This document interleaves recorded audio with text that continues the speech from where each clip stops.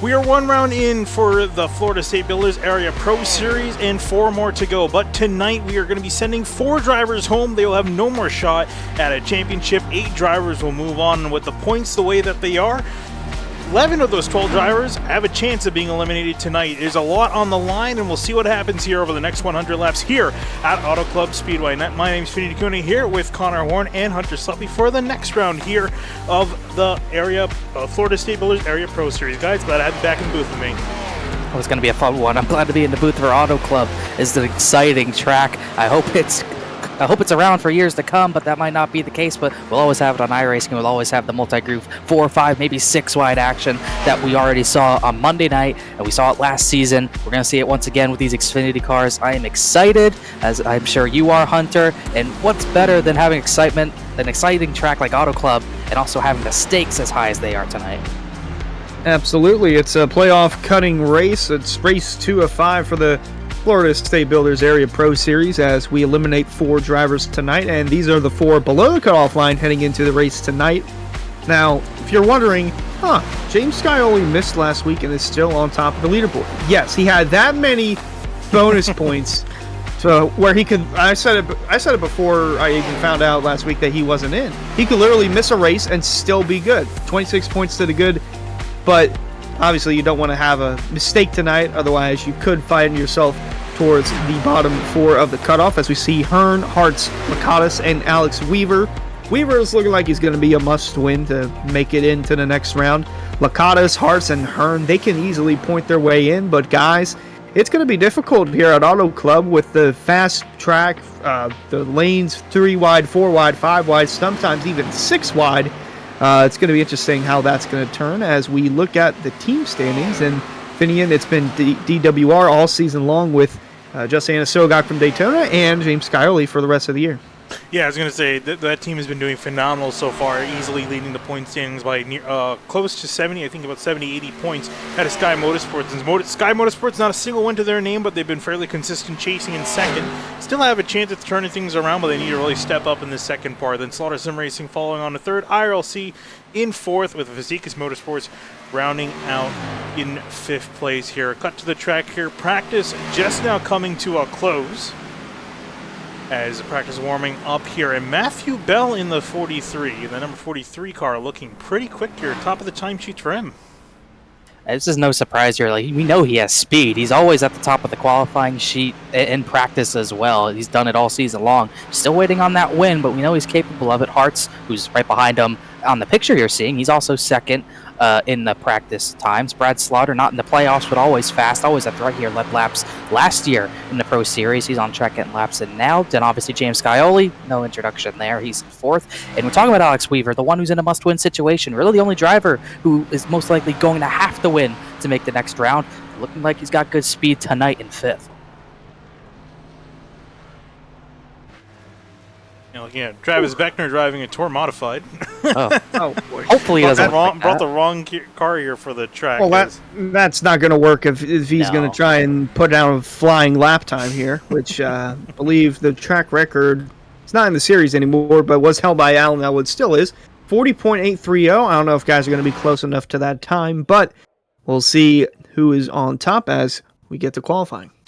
Yeah, qualifying is starting here, and race fans want to remind you, be sure to subscribe to the Area iRacing Twitch channel. For only $5 a month, you can watch all Area iRacing broadcasts commercial-free. You can also use new Area iRacing emotes in the chat.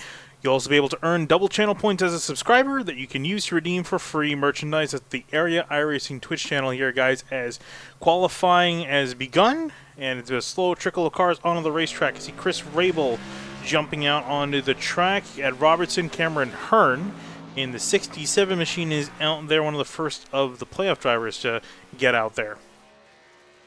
And Hearn is probably in a situation he didn't expect to be in. He was good on points coming to Chicagoland, but messed up his qualifying effort last Thursday night. And then I don't even remember if he made a lap. I really don't think he did.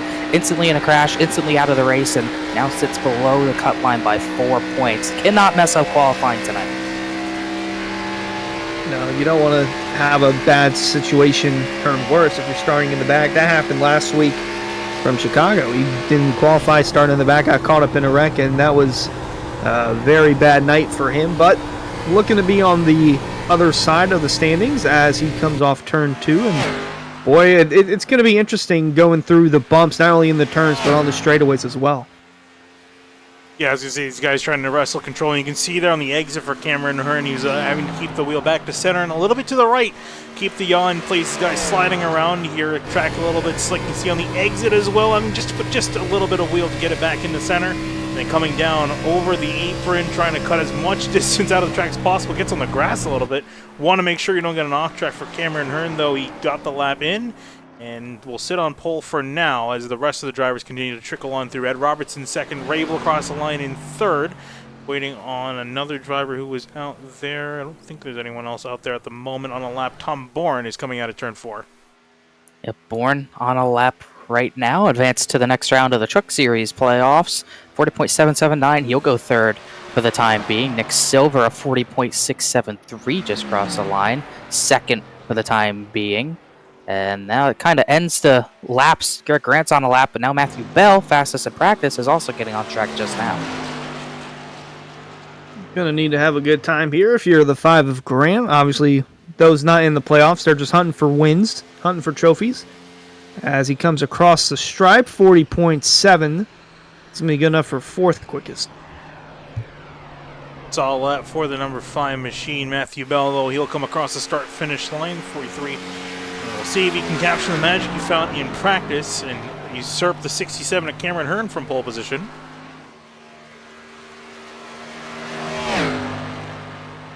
This is going to be one of the next drivers to put a time down. Jeffrey Wilson's on a lap just up ahead, but really washing up out of 4. But you can see how fast Bell is. Great 1 and 2, 191 in the turn number 3, and he's going to dive to the bottom all over that white line in 3 and 4. Stay close to it as he can to make your best arc out of the corner. Doesn't even really get that close to the wall. That's how well he's getting through that corner.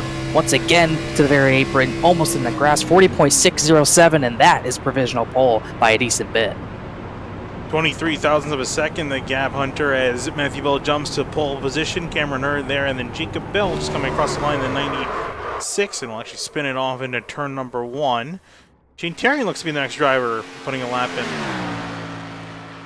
Indeed, part of Sky Motorsports looking to get their team at the top of the team standings, but Darian is just going for wins as he's ripping the outside groove, or as I like to call it the Larson line. That's getting a bit too much of the outside groove. That can happen, scraping the wall. Hopefully it doesn't happen during the race because cars like to go everywhere through turns 1 and 2. They like to use every lane.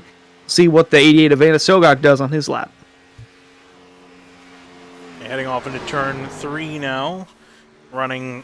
Trying to run as close as he can to the white line, then coming off on the exit. Everyone's going to come flying up against that wall. You want to get close to it, but keep off it as much as possible. That could definitely be Calamity Corner tonight if everyone's not playing nice with each other. 40.731 for the 88. That's going to be good enough for 5th place. Solid lap for the 88. Another driver is going to need a little bit tonight. Believe he does come in above the cut line just barely by about 5 points, but that's really nothing when it comes to this track, especially with the field we have. We have 30 cars lined up to take the track tonight. Alex Weaver, obviously talked about their situation. Pretty much must win, being 15 back. Once again, anything can happen, but can't really rely on points when you're that far behind. Really sideways at a turn 4. Can't be having that. Yeah, big moment there for Weaver in the 62. Going to lose a bit of time there. We'll see where he qualifies on the leaderboard. Good enough for 6th quickest, but if he didn't wiggle there, that might have been good enough for pole, but less than 5 minutes remaining. 62 for the moment will be P6. Yeah, solid effort for him, especially in a situation where he needs to perform. Shane Abbey is in the 84 out on a lap. Ryan Hart's also out on a lap as well, running way high against the wall. Yeah, on a lap. It's kind of what we saw Monday night. Turns 1 and 2, you can make that top line work and make speed up there for your qualifying time. But 3 and 4, the top's not as fast. You kind of got to run the bottom, maybe the middle, but probably won't see anyone ripping the top through 3 and 4 as often as you'll come down to the line. Won't go to the apron as see where he slots in, and is that pole position? Yes, it is. Wow. First one into a 5s. blew the track record out by a good bit. And that's teammates up there for the moment 1-2, IRLC Motorsports, and Arts being outside the cutoff.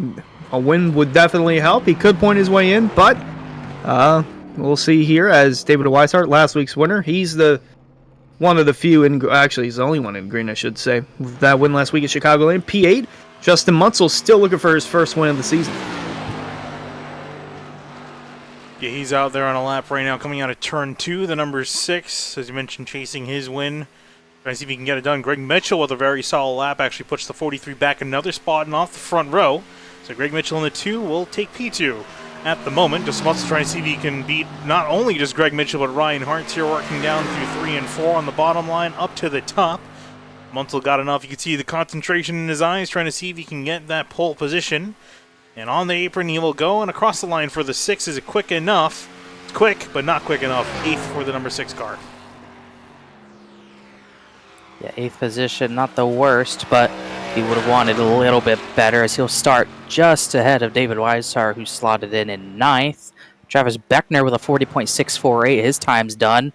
He's qualified 6th, and obviously James Scioli, he's fast. He'll come out of turn 4. But will his lap be? It's going to be a 40.591, just good enough to get on the front row for the time being ahead of Greg Mitchell. And Scioli enters as the highest in points without a win. Second in the point standings, I believe 26-point cutoff. 26 points from the cutoff as Senesek in the 09 goes out for a lap.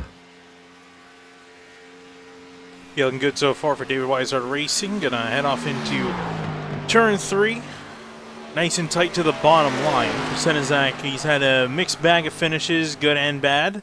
A little bit sideways off at turn 4. Is he gonna hamper his time, kill his momentum? He crosses it now, 40.833. It's going to be near the back of the field. It'll be 19th for the 09. Couple more guys coming across the line. Casey Lakatos, another driver that needs to do well here. He's coming, I think, 11th in the points or 12th, near the back, I believe. But he's in a situation where he really needs to either win or do extremely well. And will the time be good enough? 40.746, going to put him right around midfield, I think. Go 14th for the number 50.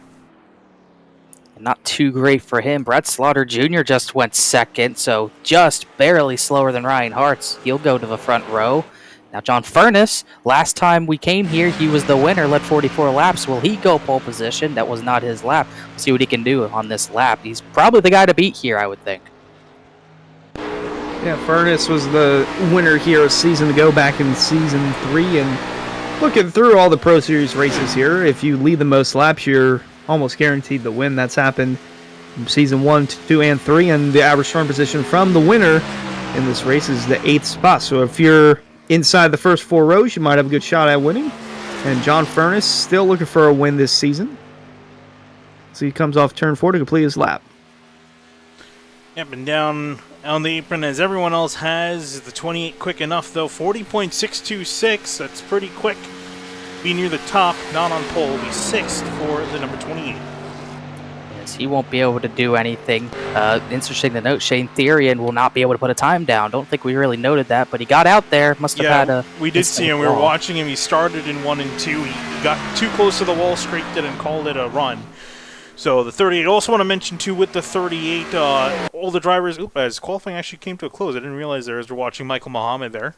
Thought he still had some time left, but Michael Muhammad will not get a chance to qualify. But what I was saying with the 38 is Shane Therian, everyone on the ticker is indicated as far as whether in the playoffs or not. Therian, his number was forgotten, so he is in the playoffs. This is not indicated on the ticker. All the drivers in blue, drivers that are currently in the top 8, drivers in yellow are outside, or 9 through 12, and then drivers in green, which is only one, that's David Weishart. He's locked in, has nothing to worry about here. In our warm-up period, just want to thank our starting grid sponsor, Roasted Gems Coffee. Race fans, start your engines with a fresh cup of Roasted Gems Coffee. Choose from some of the finest coffee beans from Colombia and Peru, or try the blended flavors of French vanilla and hazelnut. Use discount code Area iRacing for 10% off your order at checkout at roastedgems.com. So guys, you got here the warm-up here before we get to the main event, 100 laps. How do you think this race is going to play out? Do you think we're going to see a couple cautions early on, green flags towards the end, caution spread throughout? How do you guys think this race is going to play out?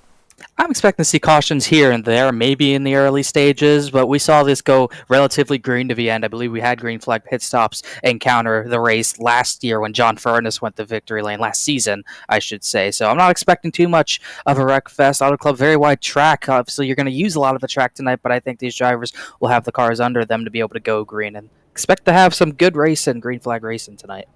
Might be a repeat of what we saw Monday. A lot of early yellows, but towards the end of the race, they were able to get it out, turn into strategy, and yeah, might see it turn out that way, but still have to take the green flag first and look at our grid. Indeed, let's take a look at our grid. Starting on pole number 3, Ryan Hart's getting it done. Will be leading the field off. Next to him in second place will be Brad Slaughter Jr. lined up in P2 in the number 9 machine. And then the 7 to James Scioli, the favorite for the championship. Not in as a good of a point situation as he would be if he was here last week, but he should be pretty safe starting third. And Greg Mitchell, who had heartbreak on Monday night, not advancing, he starts fourth tonight. Moving on back to fifth is going to be Matthew Bellin, the 43, was quickest in practice, not the quickest in qualifying, but still a strong effort. Next to him, John Furness, another car looking pretty strong here. Can he execute, though? We'll round out row number 3. Have to wait and see. He's our most recent winner at Auto Club. And then 7th position, Cameron Hearn had disaster after starting at the back of Chicagoland. He's 4 behind the cut line, but he has a good position tonight, starting 7th alongside the 84. Another Jimmy Johnson throwback for Shane Abbey. And moving on back in behind them, Travis Beckner is going to be lined up in 9th place in the 27 on the inside lane. Next to him, Nick Silver in the 46 in P10. Another row of the playoff driver, Justin Munsell, starts a little further back than some. He starts 11th alongside the 64 of Ed Robertson with a great qualifying run for that Mustang. Moving on back to 13th, David Weishart, the driver that has nothing to worry about coming to tonight. He's locked into the next round. Next to him, Alex Weaver, not in the same position at all. He has to race his way in and do well. He'll be lined up in 14th. 2 rows of playoff drivers. Justin Sogak's on this row starting 15th. Needs a good run tonight, starting a little further back. And then Case Lakatos, who also needs a good night, starting a little further back than he wants to in his Supra. He starts 16th. Moving on back to 17th is going to be Colin Fambro lined up in the 18 machine. Next to him is going to be Garrett Grant in the number 5. Rounding out row number 9. Of the Toyota Supra, it's Tom Bourne starting 19th position with a time just barely ahead of the 98 of Jeffrey Wilson, who rounds out our 10 rows, first 10 rows. Moving on back in behind them, it's going to be Ryan Swan in the 20 car, in P21. Next to Bryce Senezak in the 09 in 22nd. Jordan Martin, who was decently fast on Monday night, starts 23rd alongside the 1 of Steve Durham. Moving on back to 25th, it's going to be Jacob Hudson in the 96. Next to him, Chris Rabel lined up in the 29. Then through our first uh-oh moment for some of our playoff drivers. Shane Theron, the only playoff driver to not get a time down, starting way back in 27th, is going to need to get through the field, starting alongside Chuck Sweeting.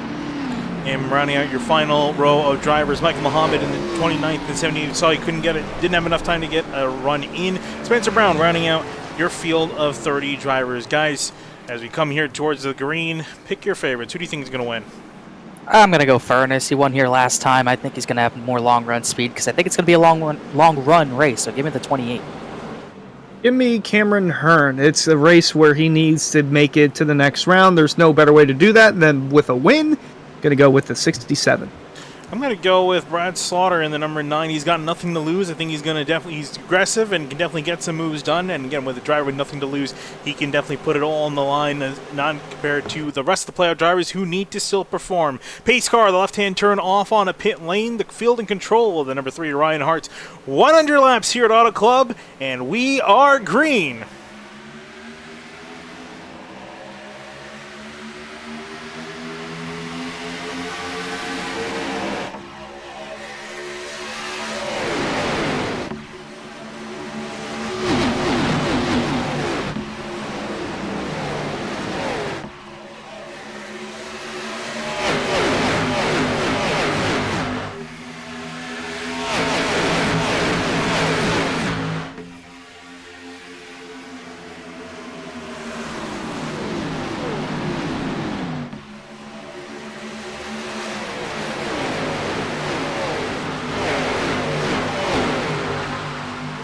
Big checkoff on the start has led to some chaotic action among the leaders. It's Ryan Hart's, James Sky with a little bit of a breakaway. Matthew Pell leading a charge of hungry drivers in behind, holding off 3 wide as Greg Mitchell's on the outside, trying to make a move done. Brian Starter pinched to the inside. Shane Abbey now trying to make some noise. Yeah, Slaughter said he sort of jumped it, which he did, but he gave the spot back, so he'll get that penalty rescinded as he'll drop back on the initial start as Ryan Hartz continues to lead. He leads a lap, important bonus point for someone below the cut line, but obviously the favorite, James Scioli's all over him. You go a little further back here. Nick Silver on the outside trying to work his way around Slaughter for 6, just going to give him a little bump. Then you get to Cameron Hearn and Justin Munsell, who's on the bottom, and right behind them is Travis Beckner. Here we go, battle for the lead. 7 looking for the lead, heading to 1. He's got it. Yeah, dive for the number 7. Got a great run out of turn 4. Look to the inside, got the pass done. Prior to be put back to second place. Matthew Bell now trying to have a hard-fought battle, deciding who's going to be third position between himself and Greg Mitchell. Mitchell looking really solid right now, battling for that top 3 position. He has Auto Club figured out for some reason, but he's doing a good job on the top line as everyone looks to hunt for that white line. He's going where no one else really is at the front. Big wiggle there, but he's got the run on the 43 still as Scioli comes to lead a lap, and Hartz is just figuring out who to give draft to down the front straightaway. They work their way into turn 1 side by side. Bell on the bottom, and Mitchell still working the outside line. Silver and Munsell looking 3 wide right there. Well, that's got pretty tight as Anna Sogok runs just a couple spots outside the top 10. Just taking a look at Ed Robertson, was one of the drivers furthest up on the high lane, more so than Greg Mitchell. Greg Mitchell's kind of running more in the middle lane. See the 64 go all the way up the track, and no one up ahead of him is running this line, Connor. It's better to run early on in this race. Is it going to be better for the tires, or why do you think the 64 is trying to run up there? I think he's just running there because there's no one else really up there, so go where they ain't, stay in the clean air best you can, and that's what he's trying to do. I don't think it'll work long run, but if you want to get some short-term positions, you go where they're not, as he's doing that right now. It will work for a little while, but I think in the next 10, 15 laps, it might hurt him a little bit.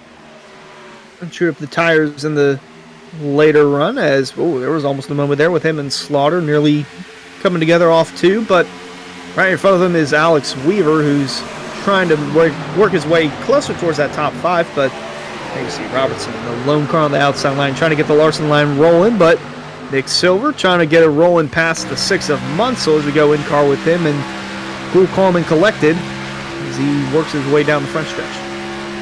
The fighting side with the 46, fighting for 6th place. A bit of a checkup. There's a chance for him to get it done, but again, it's that more shallow entry off into the corner, so it's going to hurt him a little bit. As you can see the bumper there on the right side from the 46, and he's going to get by, and there's Munsell going to just blend in line ahead of Ed Robertson and Alex Weaver in the 62. Weaver making up some positions on the start. Up 6 positions already, up into 8th. Brad Slaughter Jr. kind of falling back here, all the way back nearly outside the top 10, but we've seen this the last few weeks from the 9. He's just really, Beckner really forces his way to the outside as Slaughter, they almost doored Beckner and Cameron Hearn. But we've seen this from Slaughter. He'll save the tires, he'll drop back, he'll give up that track position because he's very confident he'll gain it back if we get a long run. We're looking 3 wide here, coming off turn 2, and it's all for the 10th position on track. As Hearn's in the bottom, Slaughter in the middle, but the outside lane going to Beckner, and now Anna Sogok. They're going to tuck in line, but Hearn's still looking on the bottom as they work their way into 3. Running on board with Brad Slaughter, just tries to do a little bit of an over-under. He can get some run back on the 67 of Cameron Hearn. Up ahead of him, Ed Robertson's been making some little bit of forward progress here as he's been making that outside lane work. Connor, you said you think it might hurt him eventually in the long run if he keeps doing it, but so far so good for him. Greg Mitchell is trying to see if he can get up near the leaders, trying to work to the outside of that 43, and I think I like what Mitchell's doing a little bit better. He's just running the outside lane, but not all the way up against the wall. Yeah, I think that'll work a little better for the long run. Plus, if you could just get to someone's right rear, that's really all you need to take the position away when trying to force someone, pin them down to the bottom. So I do think that's going to be a little bit better. But saying that, he's had Matthew Bell pinned down since the start of this race, but he's still up there hanging out. Matthew Bell's just kind of letting him do that, and he's able to fend him off on this bottom line right now. He's not really losing Ryan Hartz, but Hartz is losing Scioli, who's taken away a little bit. Wow, it's so funny watching Robertson fire to the top side when everyone else goes low. We see from the bumper of Hartz, got the 43 at Bell. IRLC teammates running 2nd and 3rd on track.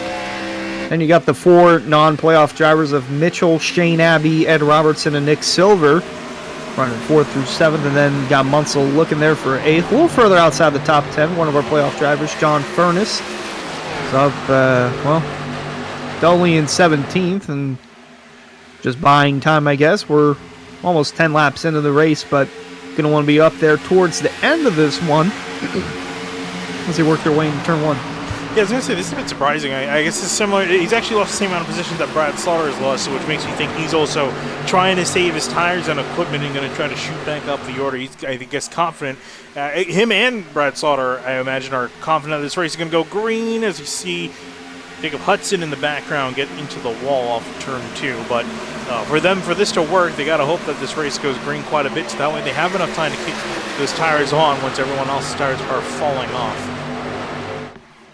Definitely got to have the runs and all the green flag running go your way for that to work, as starting to see Bell have a challenge for this runner-up position. Greg Mitchell's fallen off the 43 a little bit, almost 3 wide in behind for 5th. Nick Silver, Shane Abbey, Ed Robertson still on the top side trying to make it happen, but not getting enough overlap through the center to get on the outside of some of these guys. Does get to the outside of Nick Silver, and you can see that outside line makes a difference down the back straightaway, especially. Just waiting to see how long that's going to last, as Munsell is trying to also follow through. Yeah, that was close going into turn 1. They were trying to cut it close, but Mitchell still trying to hold off 4th from Shane Abbey, as Silver going to come across the nose of Robertson, and Robertson going to give him a little push down the straightaway. Munsell still working his way through, trying to mix in with some of the non-playoff drivers. That's Scioli with a 6-car length lead in turn 1. Yeah, I was going to say that lead is slowly expanding more and more. No one's really able to catch the 7. Scioli seems to be on another page here tonight compared to everyone else in behind. Hart's chasing him down. Bell, then Greg Mitchell, Shane Abbey, your top 5. And Shane Abbey's been having some pretty good performances. Had a chance of doing pretty well at Chicagoland, but the strategy just didn't quite work out. Those long runs near the end, his car was definitely not a long run car. So ended up dropping back down the order, but is showing some pretty good pace here at Auto Club so far, at least in these first 12 laps. If he can hang on, this could be another good finish for the 84 coming up shortly here, as Justin Munsell almost flanking on both sides. Travis Beckner and Ed Robertson trying to make some moves as the 64 continues that outside groove. He's starting to lose some time doing it now, as Munsell and Beckner have gotten by just running the bottom, as well, Munsell and Beckner almost came together. Robertson's still getting a run, but you can tell the tires are starting to really fall off as he gives a shot to the 27 down the back straightaway. That top side, he is losing so much through center that it's starting to not even matter what he does on the exits of the corners, as he's back down to the bottom immediately as I say that. He's trying to fend off Cameron Hearn, but Hearn is looking to the outside now, going to cut back low as they continue to duke it out in front of them. Silver and Munsell going at it for the 6th and 7th spot on track. Then you got Hearn looking to the inside of Robertson for 9th, and knocking on the door of that top 10, Alex Weaver, who needs every spot that he can get. You can see Weaver right in behind the 67, all over his back bumper, a driver that also needs to perform well.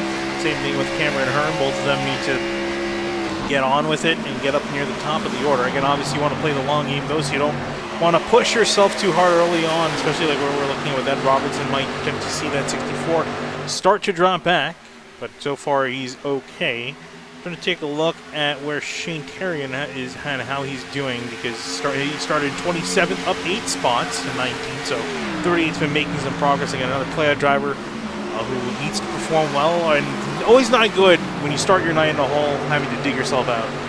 No, it's not fun. You're just working for all 100 laps when you do that to yourself, but he's done a good job doing that. He's already up 8 positions in just under 15 laps, and he's got more to go. He's got a big clump of cars in front of him, led by Tom Bourne. Justin Asoga kind of leading that pack as he's starting to catch them. So David Weishart's hanging out in this. Few playoff drivers in this battle, including John Furness. I didn't know his fall like I did Slaughter's. He's back to 17th and maybe falling back even further. This is serious tire saving from 28.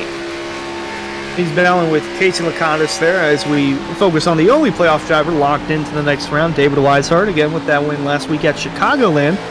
Just running in the back, buying time as he looks to the inside of Lakatos now as they're closing in on the 18 of Colin Fambro as Lakatos gives him a shove down the backstretch.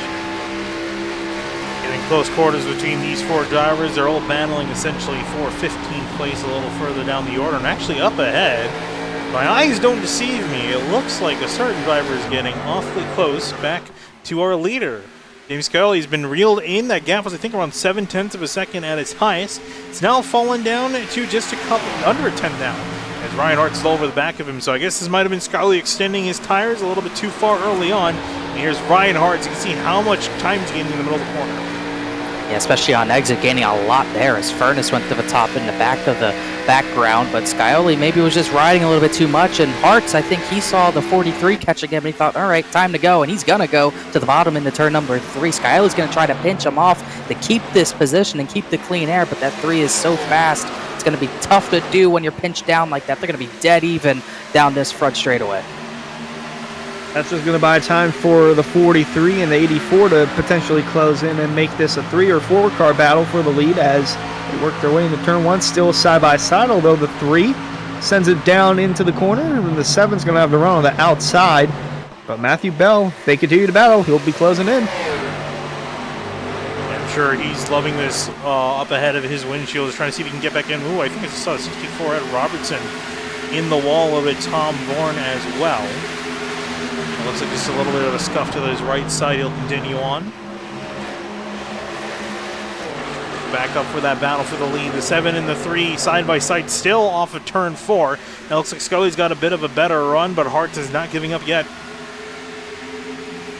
Almost able to make the position, but the problem is he's not able to slide up because Scioli is just pinching him down, so he can't throttle into the entry of the corner to make that work because he's just going to make contact with the 7, so he just has to stick it around the bottom. But as you can see, getting pinched off the exit is going to kill your run, and Scioli's able to keep the lead as now Matthew Bell tries to close in on these 2, but he didn't last time by, as Beckner and Hearn still battle.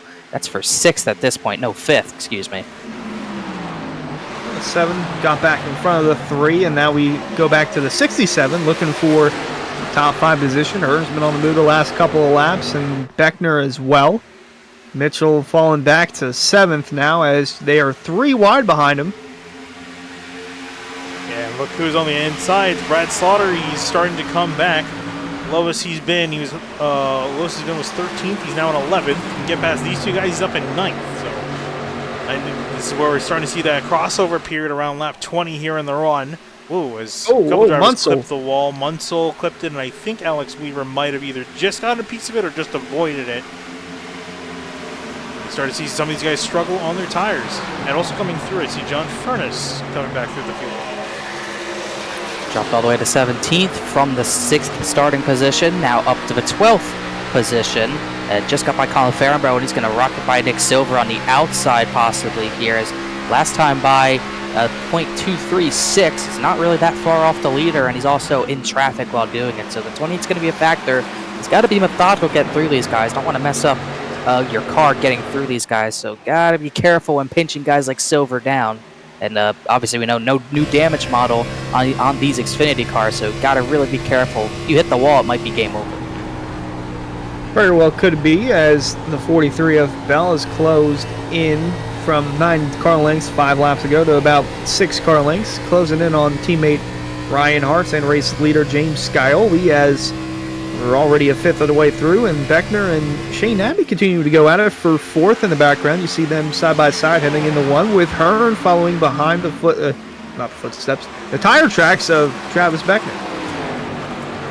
Beckner all the way down low, Abbey all the way on the opposite side of the track up high, using up all the lanes of racetrack, though it's not helping him at the moment. Those tires are really struggling, and I think we're seeing, Connor, what you were mentioning earlier, that top lane just not paying off in the long run. So Cameron Hearn now ahead up inside the top 5 for the first time tonight. Alex Weaver down in 7th, and now he's under attack. Greg Mitchell, he's been drifting back just a little bit in the number 2 machine, and here comes Brad Slaughter. Ow. Is he going to go through the middle? Thinks about it. Nope. Yes? Nope. Yes, he will. Weaver kind of gave him the middle. 62 struggling right now. Talking about the top line, how about the fall off is Ed Robertson's back to 23rd position. Granted, he has had a bout with the outside wall. That 64 looks pretty harshly damaged now. He's at the back of the field, but 62 is also struggling. Got to be careful of that. As Slaughter. Munsell struggling too. That's Munsell the second time we scraped the wall. Yeah, that was a hard hit that time. That is going to be hard to recover from, especially the track position he's losing. go in car with the 6 of Munsell's falling outside the top 10. Still just staying calm as he's allowing the 18. No, he's not allowing him to go by. He's battling with Colin Fambro, though, for that 11th spot as they continue to duke it out on the front stretch. And he's been struggling trying to run that outside lane, make it work because no one's there. And unfortunately, he's found the wall not once but twice. Up ahead of them, I see Cameron Hearn fighting with Travis Beckner. It looks like Cameron Hearn's going to win out in this exchange, but I think he's got a mirror full of, he's got a bumper full of that 27 all over the back of him heading off into turn 3. Beckner kind of gave it to him in turn 1. Hearn wasn't really even there. Beckner kind of ran the middle, and 67 got by, so no challenge between these two just now. As wow, you can see the 84 in the background really sideways. Furness hit the wall. Now he's got right front damage, and that's a big blow to the 28 as he was coming through the field. He was up to 9th, but the battling is getting fierce as Weaver's still holding up Slaughter and Abby a little bit here. As we can see on the Sim Market replay, you see the 84 slides, 62 slides, and Furness just runs out of room. And just following the 9 and was a little bit above the groove that he was running in, and it just ran out, got into the wall. The 6 of Munsell, the 28 of Furness, both playoff drivers smacking the wall here in the early stages of this race as Shane Abbey continues to fall back. He's actually losing a spot to Alex Weaver, who had a big moment in turn 4 a couple of laps ago. He's now on the climb up to 6th as Slaughter slots himself in 8th, riding on board the bumper of Abbey as they look to continue this battle heading into turn 1. Yeah, so now I would say we're probably definitely past the halfway point of this run. So Connor, when are these guys looking to come into pit road? And we've got 100 laps on the board. So how do you think that they're going to want to chop this race up? I don't think you're going to be able to make it to lap 50 on fuel. It's a stretch even in a cup car. It was barely possible. So I would expect these guys in pretty soon, actually. Maybe around lap 30 to 35, you might see drivers start pitting. If you really want to go strategy, maybe you'll try to save some fuel, make it to 50, but I think you're seeing a 2-stop if it goes green like it is right now. So, wow, Abby and, sorry to cut you off, Hunter, Abby and Slaughter almost banging doors down of the tri-oval. Yeah, that's what I was looking at, too. They're still going at it for the 7th spot. Weaver's going to drive away from him. Furness is now closing in, throwing his hat into the mix as he's trying to run the middle line. Abbey all the way up towards the outside. Going to cut it close with the wall. It is not working out for that 84. He's just continuing to lose spots as we see him lose one to Slaughter, lose another to Furness. Now here comes Greg Mitchell looking back to get inside the top 10. And the 6 of Munsell joining in the party as well. Yeah, and this is one of those things, again, you either got a short run car or you got a long run car. Whoa, the 2 of Greg Mitchell looking very sideways off at turn 4. You'll just hang on to it, but man, that could have been disastrous. I think that definitely deserves a Simrat Market replay. Going to see a lot of slides on this replay tonight, and just like this, you can see he's fine behind the 28. You can see he kind of stepped out there, he caught it, then it steps out again. I think it's really because the 28 got out of his air. I think that had something to do with the 2, but he was able to hold on to it. But he's getting freight trained on the top line now. He was willing it and dealing it, and now he's paying the price for it as Munsell takes away that 10th spot. So Mitchell again on the outside of top 10 looking in as Fambro slots himself 12th, and then there's the 33 of Weishart running 13th. As up front, it's still Scioli leading by 3 car lengths over Ryan Hartz. And Matthew Bell is still about 7 car lengths back, but it's calmed down for the most part up here. Yeah, you got Cameron Hearn trailing in 4th place. He's up 3 spots from 7th. Travis Beckner's moved his way forward from 9th up to 5th. Alex Weaver's also had a decent climb forward. From 14th, he's broken just outside the top 5, is running in 6th. And again, the 62 is in the position where he needs to perform. Let's take a quick look at your points again, just to give you a little update here. About over a quarter of the way through this race. Again, James Scioli, Travis Beckner, they just need to do decently well. You can throw Furness into the mix. Shane Terrian, again, he's knocked down the order quite a bit, so he needs to get himself further up there. But then you look at the guys outside the points. Cameron Hearn, he's doing really well. Ryan Hartz, he's also doing really well. Lakatis, not so much, running midfield, and Weaver 15 points out on the worst spot, but he's up in 6th. So really it's going to depend on how the rest of the drivers play out. And so far we haven't had any retirements. We do actually have one driver lap down. It's Chuck Sweeting at the moment. He came in for a pit stop, it seems. I don't believe he made the start. I think that was what I was happened. gonna say, I That don't- makes more sense. Okay. I was curious if that was what it was. So he's just. Oh, that also. I didn't even look. He's at the Phantom graphic. Racer. Oh, Yep, Phantom Racer. So got a that pit makes stop. sense. Got a pit stop. Brad Slaughter Jr.'s in lap Really? 30. It's and Anna Sogak. I was about to mention Anna Sogak because he's one of those guys who came in above the cut line by 5 points. He just pit from 20th. It is not the night he's looking for right now, so this might be a way to get some track position for him. Yeah, no doubt about it. No better way to do it than in the early stages of the race, 30 laps in.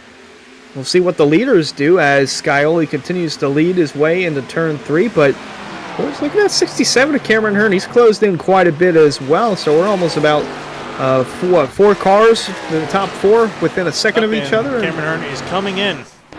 Oh, So into pit lane for the number 67. Is anyone else coming in with him? He Greg with the Mitchell. back. Mitchell from 11th, Rabel from 20th. He has a lot of right front damage, as does Ed Robertson and Jordan Martin. A few drivers who have already been in the wall pitting this time. there we see the 62 of Weaver move into 5th for the time being. Slaughter just rejoining the racetrack right in front of John Furness and Justin Munsell. Yeah, I'm a bit surprised to see Slaughter come in this early. I thought he would continue on because his tires are really starting to kick in, but I guess he figured now is a better time than any to get the jump on his competitors. Oh And if boy, look at anything, all the leaders come in. whoa, Ryan Hart sideways almost hit the pit road attenuator. That could have been disastrous for the number 3 again, and a driver on the outside looking in. But I guess for Brad Slaughter, he's feeling he can run the tires a little bit long in the extra run. So that number 9 car is definitely something you want to watch.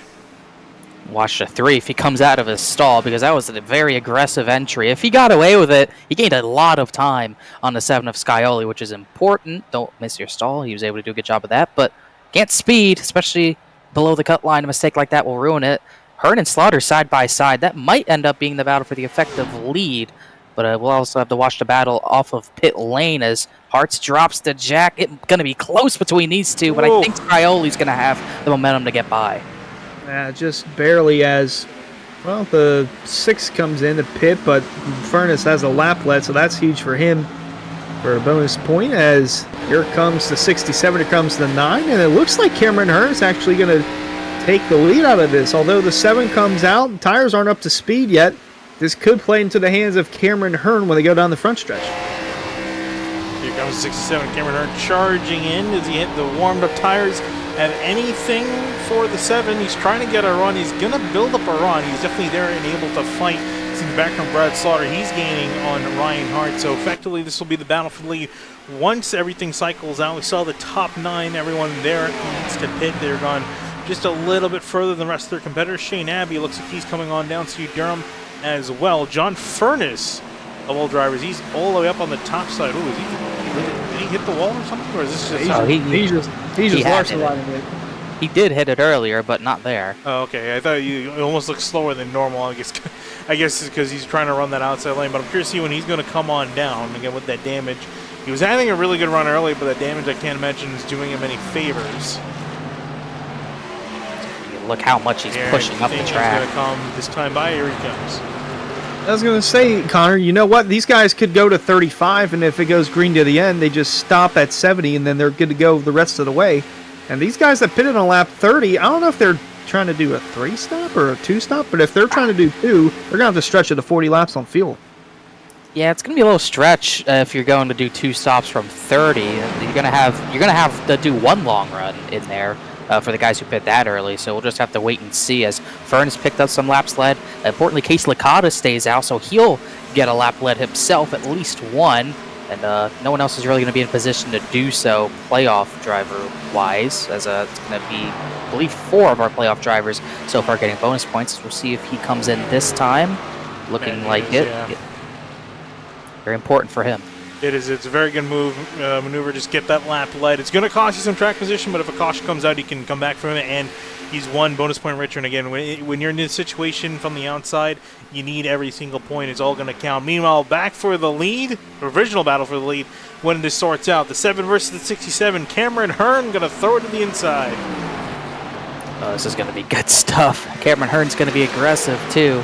as he's going to make it work right now, but here comes the crossover. Never want to see that South Beach Heat number 7 in your mirror crossing you over, but he's going to have no choice right here as 7's going to have the run into turn number 1 to likely clear him back. As Spencer Brown, and Michael Muhammad, the driver's still staying out, as this is effectively the actual battle for the lead, as Hearn's giving the 7 no room. Yeah, he's going to give him his money's worth, as the 3 of hearts he's going to enjoy this and hopefully wish that it continues through 3 and 4 as they're dead even heading into the turn, because the 3 is also looking to cash in on this battle. 67 looks like he's going to get a decent run on the outside lane. The 7 of Scully trying to fight back on the inside. And as you mentioned, Ryan Hart's waiting in the wings here. These guys coming 5th. There's an aggressive cut on the nose from Cameron Hearn trying to hold off the 7. Going to try to make him go the long way around? No, he's going to try to make him go to the inside potentially. Just barely trying to get by him, but that 67's looking fast as Matthew Bell's worked his way up into most likely would cycle to be 5th. As those top 2 stay out, maybe they'll try a 1-stop, but still looks unlikely as this is basically your top 6. And look how much they've broken away from the rest of the field. This is just those 6, really. It is a ways back to 7th place Greg Mitchell as we look at Spencer Brown. We looked at Spencer Brown, that beautiful Barbie Supra. A little late, but he ran it last week, so it works. But still a beautiful paint scheme as Cameron Hearn looks to pull away from the 7 of Scioli, and Ryan Hart's is going to be next to challenge. Yeah, interesting to note that Brown and Muhammad, they have yet to pit, but they're nearing 40 laps on fuel, so this is interesting to note how long these guys can go on a tank of fuel, as we're still green through the first 39 laps of the race. Hearn would cycle to be the leader, as the top 2 still have yet to pit. Scioli holding off Hartz, who's got a mirror full of Travis Beckner right behind him. Yeah, and a big thing too for these guys, once this all cycles out, looking at the laps led, because this is going to be critical again for the 67 and the 3. Cameron Hearn has not led a lap yet. I'm sure he's probably would have loved for Spencer Brown and Michael Muhammad to come down pit lane, probably yelling at them, just come down, you're not going to make it anyway, because he wants to get that lap led as an extra bonus point to his name, because effectively he is going to be the leader of this race. Ryan Hartz, he's led only 2 laps, but will get at least 1 bonus point for leading. So trying to take a look also, Alex Weaver has not jumped to the lead just yet. We know that Casey Laconis was in the lead for 1 lap, so he will get that bonus point. It's all going to be really tight for these guys on that border.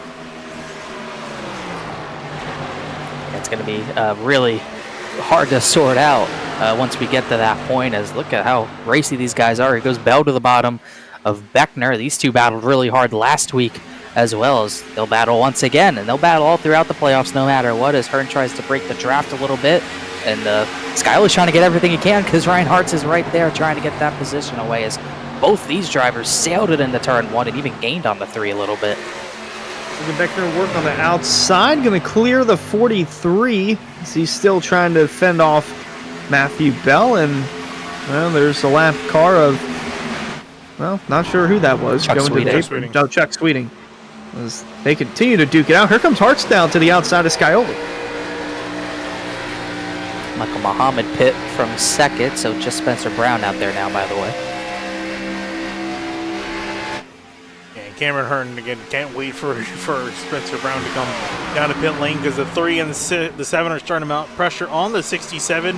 Speaking of which, here comes James Scully back on the inside. He's not going to work. It's going to pinch him off. Here comes Ryan Hart, so going to take advantage of the situation.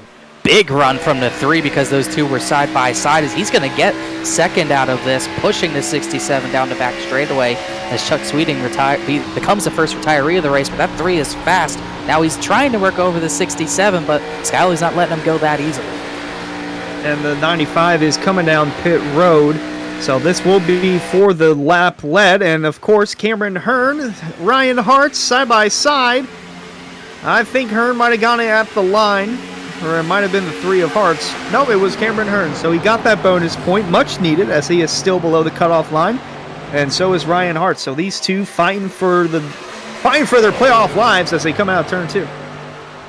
Yeah, crazy how this worked out. As far as the points go, you have 2 drivers leading, both of which are outside the top 8, and you see James Scully swerving aggressively in behind. The entire top 5 all full of playoff drivers, with Slaughter and Mitchell the next 2. Whoa, contact between the 3 and the 67. Cameron Hearn staying on the track, and we are 3 wide coming out of turn 4. Scully taking advantage of the situation. He will get on by. Beckner trying to follow on through.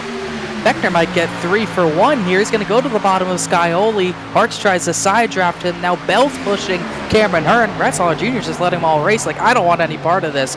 Beckner fired it to the bottom, but he's not going to be able to get it. That came out of nowhere. They're racing cleanly, and all of a sudden, big contact. Close quarters racing between the 67 and the 3. We take a look at it from the Simrat Market replay. They get close in the bottom of turn 3 here. Not sure if that's the 3 coming up or the 67 getting too low. Oh, the 3 got loose on the apron, came up a little bit into Hearn, and then Travis Beckner took advantage of the whole situation. You can see the run that he got out of the corner, decided to go the inside of him. And if Matthew Bell decided to, he had a chance of making it 4 wide, but that would have been good for anyone, as they are back on the front straightaway now. James Scully, your leader, and then Travis Beckner trying to fight with Cameron Hearn now. And there's Matthew Bell going way to the outside, trying to see if he can make something happen here. Just trying to test the waters. I can hear the tires screaming out from underneath. It's trying to force that car to the outside and around the 67. Trying to make it work. He's gonna go trying to get back by him, as Bell's all of a sudden become the beneficiary of that, as well as Beckner, as he's still running the top in 3 and 4. Not as well up there, but he's gonna make it work. Hearn can't really do anything about it. Look at the run he's gonna get on Beckner. He's gonna easily take second away. Gonna try and clear him, and he will. So now Matthew Bell slots into second as they head into turn 1. Scioli the leader by just about a car length. See if the 43 can continue to ride the top into the lead. Meanwhile, Hearn and Beckner close quarters racing just below the 43. Tight with the wall, and it's going to be a massive run. Here comes Bell down the backstretch. Bell with a massive run, nowhere to quite go. He might have a chance looking inside. No, he's going to go back to that top side. It's been working for him so far. It's a matter now, can he execute it? And really, what can James Scully do? Not really a whole lot. Here he comes, that run not looking as particularly dominant this time by, but he's still gaining on the 7. Just gaining a little bit every now and then. Won't have a look into turn 1, not that close, but he'll go back to the top line and see what he can do into turn number 3 next time by, as everyone else is running lower. Hearn's trying the top line. He's a groove lower as Bell wiggles off the corner. Not as great of a run, but 27 will easily take that bottom line away if he has it. Tires starting to wear a little more as we see the 43 go back to the bottom, just like the 67 of Hearn. So the top 5 all within a second of each other. Meanwhile, a little further back, this is for the 10th spot. Colin Fambro and Tom Bourne haven't talked too much about the 16 car tonight. Running in the 11th spot. Good run going so far from the 19th starting position. And right in front of those two, Nick Silver in the 46 trying to fend off both drivers as they head into turn 1. Another tight scrap for position further behind the leaders. Now that battle has died out. I also want to take a look at Shane Terrian. Guys, I'm a bit concerned. This has not been a particularly good night for the number 38. He's been struggling to break past the top 15. It started in 27th. That forward climb was good early on, but has not made a whole lot of forward progress since then. No, he has kind of been stuck around here. He's trying to gain some time on the guys ahead. He's not really doing so. He is gaining on Anna Sogak, who was one of the early pitters, also Justin Munsell. Those two playoff drivers battling very hard as well, as he might get some positions out of this, but definitely need to start gaining a little bit more as this battle for third is still heating up. Now Hearn's back in that position. Beckner's dropped back to 5th. Hartz is trying to get back to 3rd, but now he's 4th. A lot going on. Beckner was the beneficiary a handful of laps ago. Now he's fallen back to 5th as Hartz and Hearn continue to work their way back towards the top 2 spots. They're going to look into turn 3, trying to fight for 3rd. Bell still about half a second back from Scioli as Slaughter once again continues to watch on from behind, running in the 6th spot. Yeah, I need that 7. Scioli starting to break away. I'm curious to see if we see something similar happen like we saw in the first run, where Scully broke out a little bit too far and they got reeled back in by Ryan Hartz. And we saw a great battle between them. Here's another great battle for down the order. The 5 with Garrett Grant fighting with the 88 Justin Sogak. Battle for 14th place. And Sogak, we were talking about him, Hunter, you mentioned that he was struggling early on. He's been struggling to get forward. And another driver that's not particularly doing too well. Fairly mediocre night for the 88. Try that strategy, and it's just not working out like it did for the 9 of Slaughter.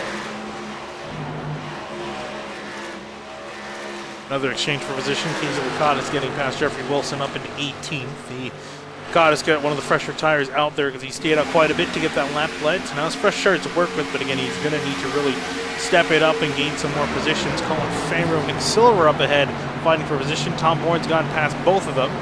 These guys continue. There's Shane Abbey fighting. Actually, is he a lap down? He's a lap down. Yes, he got a penalty. Oh, Couldn't no. avoid it. So he's the only driver a lap down. Chuck Sweeting's out of the race. He wasn't the first retiree. Ryan Swan went out of the race early for whatever reason, but Abbey, one of the lone drivers, 1 lap down. Also, John Furness played a little bit of a longer game. He is gaining time on the leaders. He's one of the fastest drivers on track, but he is back in 23rd position. So, got to go long to get fresher tires at the end, but got to be careful not to give up too much track position. And he's definitely giving up a lot of it as Scioli continues to lead and pull away. Unconfirmed, but I think Thursday night is chili night in the Swan household, so maybe that chili was calling. So obviously, I mean, I like chili, so I like would chili too. see here as we see. Look at the leaderboard; it's so colorful inside the top 5. It's blue, yellow, blue, yellow, blue. Those in yellow are on the outside looking in. Those in blue are currently in, and there's only one driver in green who you see in the 10th to 20th bracket. Once it refreshes, there it is. David Weiss are in 12th. So Hartz has taken over second. Bell, Hearn, and Beckner the top 5, and we have yet to see a caution as we've crossed halfway through this race, but we have seen a couple of times tonight the Simrat Market replay, so race fans, be sure to visit simratmarket.com for custom iRacing paint scheme templates that are simple to use and help you stay more focused on the racetrack. I was going to say, we might have a chance at a caution here. This is a close battle. These are drivers all the way from 9th back to 12th. With Shane Abbey in the middle. Oh, David Weiss are making some moves, looking to the inside, making it 3 wide. He's got fresh-ish tires as well, as he went a little bit longer than some of the other drivers. He's one of those guys who pit on lap 35, so he has caught these guys. Still struggling to get by him, though, as Abbey still battles, even though he's a lap down, and Nick Silver gets away through all that. So from what I've seen, towards the end of that first run, there were cars that could go over 40 laps. So really, if you can stretch it to 40, you can make it in your window within the next 5 to 6 laps, as we're nearing lap 60. Battle for position between 67 and the 43. Cameron Hearn getting past 43, Matthew Bell. 43 will go down 1 spot. Hearn now has a chance to try to chase back to Ryan Hart, who's been on a little bit of a breakaway from the rest of them, and he's just trying to chase down James Scioli. And I got to say, it's been a great race so far for the lead. I don't think the lead has expanded more than a second other than on pit stops. And it's otherwise been within a second or at least 2 seconds with the leaders. So fantastic stuff here. I would say at this point, really, anyone in the top 6 has got a good shot. I would say so as well. These top 6 have just broken away from everyone. Alex Weaver is up to 7th, as he's really the best of the rest, I would say, so far, but not too far away is Greg Mitchell. And then they got that log jam with Bourne, Fambro, Silver, and others. So really, like you said, these top 6 are at the top of their game right now. Looking to continue for their next set of pit stops, whenever that is. They either are on the green or under caution. Riding out the bumper here of, I believe this is Fambro. No, Weishart. Yes. Well, oh, sorry, I meant Weishart. You were correct. Fambro's just a little bit up the road. Nick Silver in behind with Shane Abbey again a lap down after a pit road speeding penalty. Colin Fambro just up the road. He's still trying to fight with Tom Bourne. These guys can't get enough of each other. These guys have been all over each other as push will come to shove. Might have already had. The front end of a 16 is pretty dented in already, but he's been able to stay in the 9th position and fend off this 18 Pepsi Camaro, as might be losing battle for both these guys as Weishart closes in on both of them as after getting by Nick Silver, but this 18 just does not have enough grip to complete the pass. 33 of Weishart looking to close in and cash in on passing 2 cars, as the 2 and the 16, well, 2 up the road, still running in 8th, but the 16 and the 18 duking it out for 9th and 10th in the middle 1 and 2. You can see Fambro struggling, just trying to see if he can get the slide job done. He will just slide in front of the 16 of Tom Bourne. He can get the pass done. Bourne also some decent damage to the nose of his car, as you can see David Weishart in the background making a move. Will go to the inside of the 16. Shouldn't be much of a fight there, as Fambro comes down to cut off the nose of 33 and hamper his progress. I'm not always on conspiracies, but I'm just saying, since the font on that 33 changed, he's been unreal a little bit. He's been very fast in all 3 series, not to mention the wins he's garnered. Just saying, a slight change like that. He's early. That is Oh, extremely yeah, that is early. He was one of the pitters on lap 30, so he pit early the first run, but this is even a little earlier than he would have came in if he did that again. So this is going to be a long stretch to the end for Slaughter. This is really surprising. Yeah, this is I really wish we had Eric Weinland with us tonight to figure out what's going on in the 9 camp, because unorthodox strategy. So he's coming in for what I would assume would be the final service of the night. There's no way I can imagine he's doing 3 stops. I would completely put him at a disadvantage. There's no way he can make up enough time. Yeah, that's honestly a head scratcher for me. I don't know. I thought he would stretch it to 60 and then maybe pit there, but yeah, you're going to be close if you're planning on that being the last stop of the night. Yeah, this is something he's been doing the last few weeks. He would much rather have the extra pit stop. That's his game. That's Slaughter's game. He tried it at Phoenix Tuesday night in the Truck Series, and it just was not the right call. But it could be the right call tonight, getting track position for the final run. We'll just have to see as Cameron Hearn coming in to respond to that. So looks like he's dragging the leaders in. So I mean, if he's going to drag the leaders in with him, this might potentially work on his favor. I might argue a little bit too soon, but I mean, he might guess he knows something what we don't. He's going to blitz by the 43 and the 3. Look at the difference in mid-corner Speedy X just to get off the gas, because otherwise he'll ram into the back of the number 3 Ryan Hartz. He also brought Munsell down, who's going to need track position. I guess if he brings everyone in, it could work, but I just don't see how that's going to work. We saw last year the drivers who pit early were not able to fend off Furness, Beckner, and others. Weishart was one of those who just did not have the pace at the end after pitting so early. So still not sure it's the right call, but he is bringing leaders in. Beckner has came down from 4th. Greg Mitchell and Bourne have come in from the top 10 as well. Yeah, they were trying to woe it down, make sure they're not speeding. Another car coming down pit road in the back. I'm not sure who that is. That is Jeffrey Wilson coming on down pit road. So the door is definitely open for these guys to come in and potentially make their final stop of the night. We'll see, though, as the 16 comes in. The 2 will slide into his box in a moment. But the 7 of Scioli still leads as the 9 of Slaughter. I mean, the difference on newer tires and older tires, it's like those on older tires are just sitting still. I mean, look at Hearn. Here comes He's Hart. on newer tires. No? Sorry, I thought Hartz was coming in, Hunter. Apologies. Yeah, I want to see something happen, because he looked really slow off the corner. And it almost to the point where it looked like he pit. I'm not sure this is Cameron Hearn caught him by surprise, or something happened, or he thought about pitting and then thought about not pitting. It wasn't that much slower than... Oh, I guess it's just Cameron Scioli. Hearn coming through, yeah. Yeah, it wasn't that much slower than Scioli, Just but looked that way. probably got spooked a little bit. But rest of the leaders did not respond to Beckner as top 3 stay out, Scioli, Hartz, and Bell. And then Alex Weaver retains 4th, all the way 5 seconds behind the 7, but got to be thinking sooner or later, whoa, big squeeze as Hearn goes by Scioli, but still no one responds.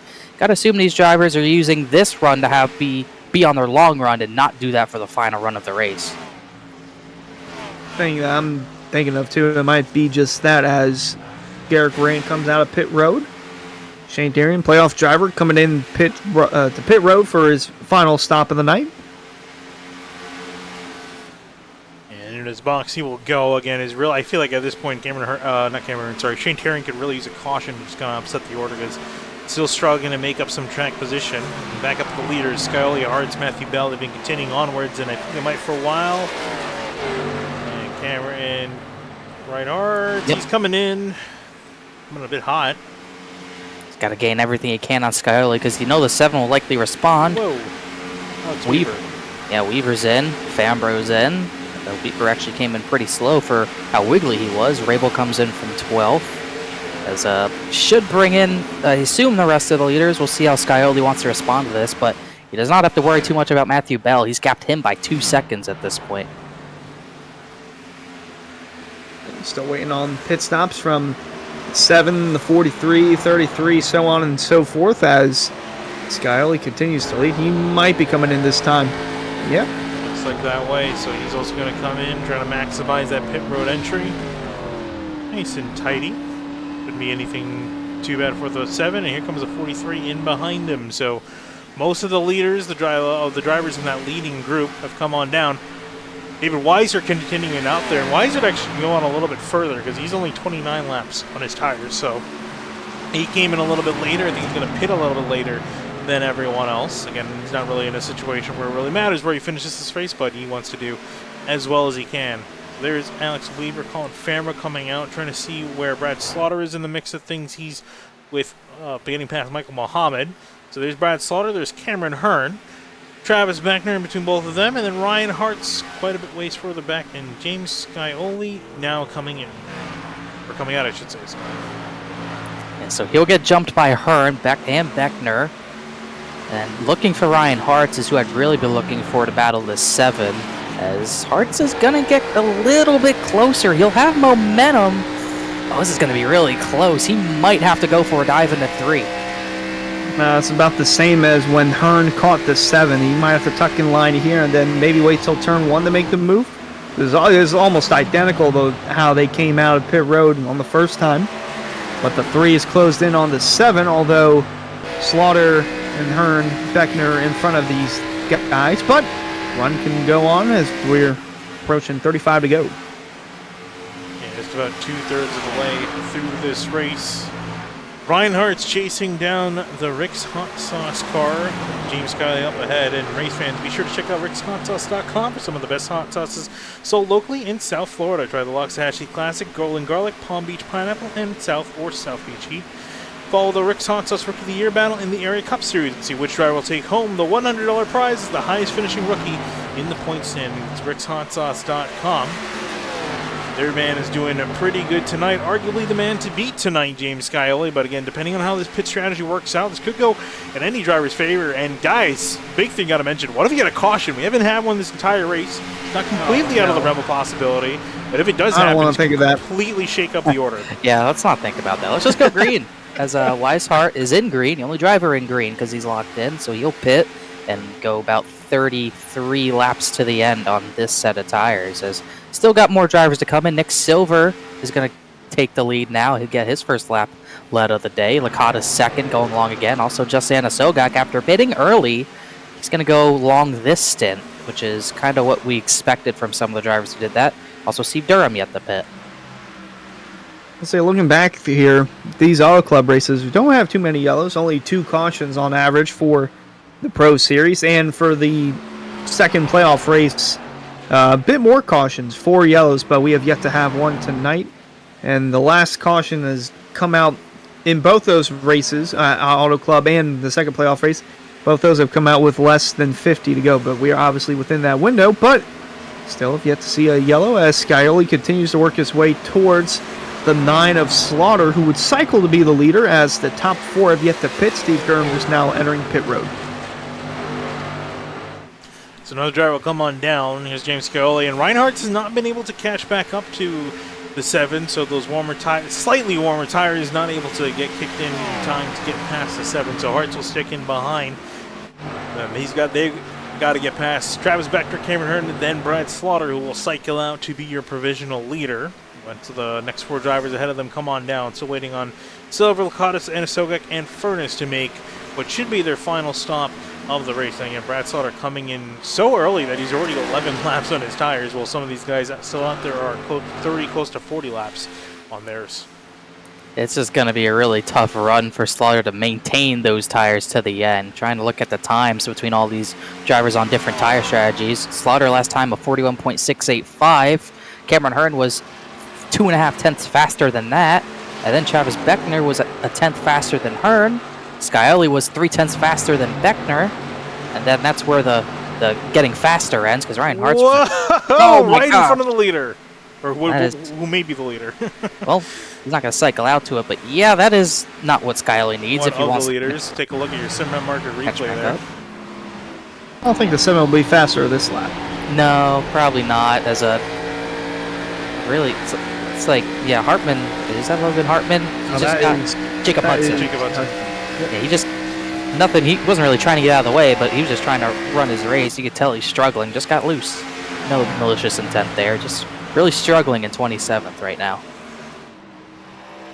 Don't mean to alarm anyone, but we do have the battle for the lead. Casey Lakatos now to the inside of Justin Sogok. Forget that. He's going down pit road.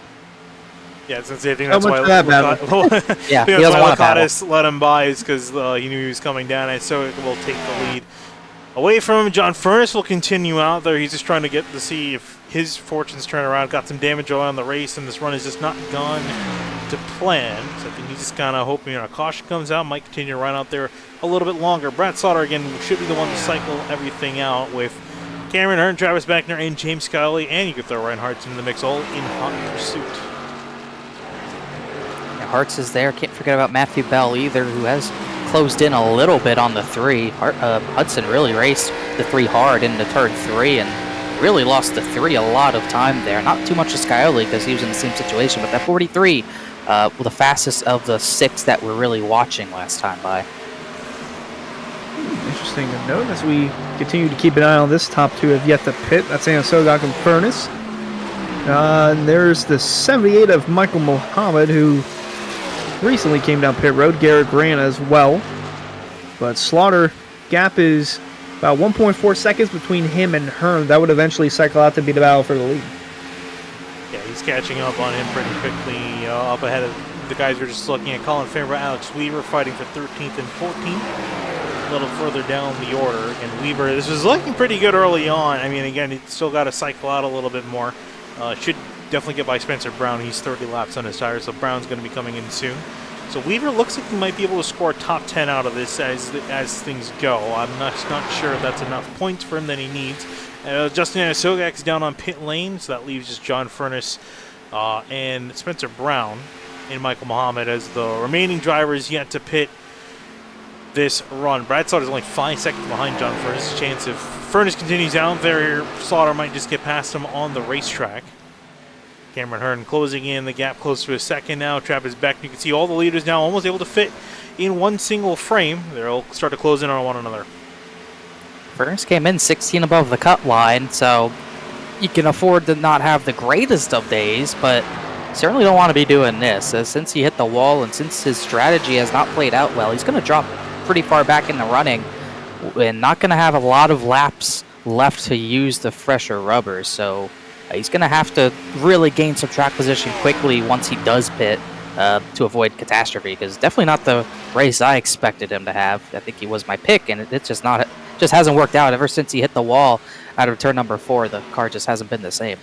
Well, you can technically say for the time being that our picks are running 1, 2, 3, because Finian, I believe your pick was the 9 of Slaughter, and he would cycle to be the leader. My pick, Cameron Hearn, still has a shot within a second of the leader, as the 7 and the 3 continue to try and track down the second, third, and fourth place cars who would cycle out to be the podium drivers, and Matthew Bell as well. Justin Munstall's had a nice recovery inside the top 10. Weaver, once the cycle's through, he will be in the top 10. Yeah, taking a look at all the laps led for all of our playoff drivers, trying to find where Justin Sogak is back in 25th. He's led 2 laps, but he's really down in the finishing order, so that's going to bode well for him on points. Also, can't forget Casey Lakatos just ahead, up in 23rd. He's led 2 laps as well. Definitely could use more track position. Shane Terrian in the middle of all of this. He's actually looks like he might start to bounce back a little bit more this run. Hasn't led any laps. Again, he's also in the playoffs, but is looking to gain some more position here. The laps start to wind down, up in 14th. Yeah, so big bonus points for the 88, but if he's not going to be able to finish top 15, it might not matter. So we'll just have to see. Furness is going to get laps led as well, but he's in a better position. He came in much better position than the 88. But as you said, that gap to the 9 coming down 3.5 seconds ahead of Brad Slaughter Jr., and it's coming down even less than that. But Slaughter's not worried about that gap. He's worried about the gap to the 67. It is within a few tenths now, as the 9 to 67 to 27, and then the 7 and 3. They're all going to catch each other at the same time. It could get very, very exciting. And the 43 of Bell, he's close to the tail of Hartz as well, so we could have a 6-car battle for the lead here towards the end.